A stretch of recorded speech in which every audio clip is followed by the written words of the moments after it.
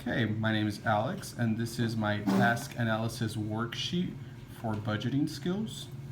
This is a piece of paper that either a teacher or a paraeducator would check off as a student is working on budget skills. And it has all of my different steps. So the first step, for example, is separate receipts from cash. If a student is able to do it independently, then the teacher or the paraeducator would write down an I.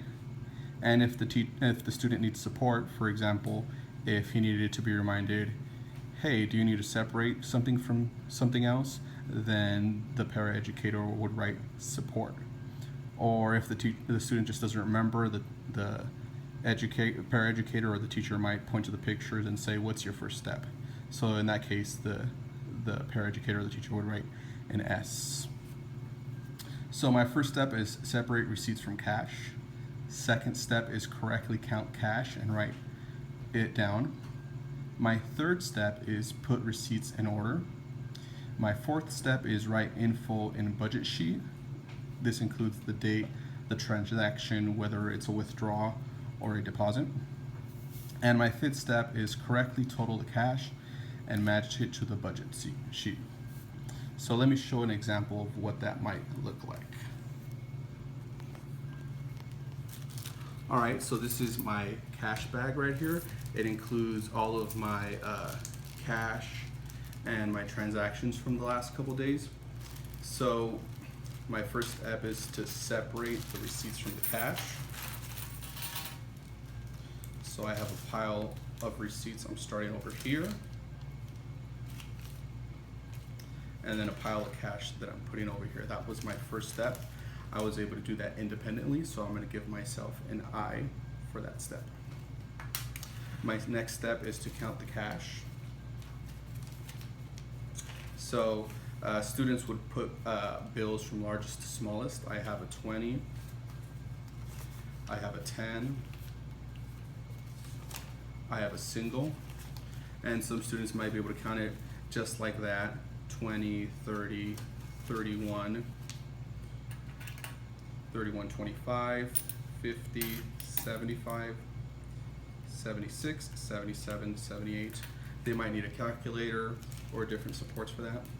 But I'm gonna write my cash total, which was 31.78. All right, now I'm gonna take a look at my receipts. My first step, there's a lot of numbers here, so some students might have a difficult time figuring out where the different numbers are. So the first step would be for them to circle the date. Found the date right here, it's 7/22, and then the total. The total for this transaction was 28.18. If students can't find those two numbers on their own, this is somewhere where the paraeducator or the teacher would help them find it, and then of course they would get an S for that particular step. The date for this one is 7/18, and the total is 6/54. And then the date for this one is 7/22, and the total is 23.50. So I have my three dates: 7/22, 7/18, and 7/22. So the 7/18 goes first. So I'm gonna write that down. That was on 7/18, and it was a withdrawal for 6/54. Since it was a withdrawal, I'm gonna put a minus. And I can put that one in that pile. Next one was on 7/22, and it was for 23.50. And then my last receipt was on 7/22, and it was for 28.18. Let me grab my calculator real quick.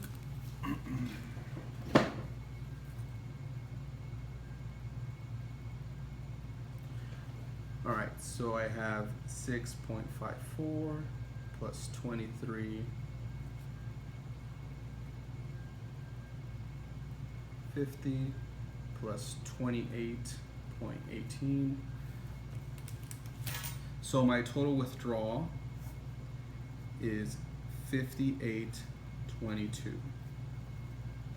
So if I take $80 and subtract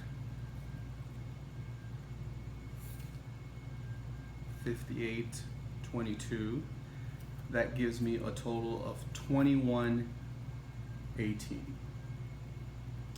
And since I have, I'm sorry, 21.78. And since I have 31.78, somewhere in there I missed a withdrawal, so I would get an S for that particular step. But those are the steps for my budgeting skills, and that's it. Thank you.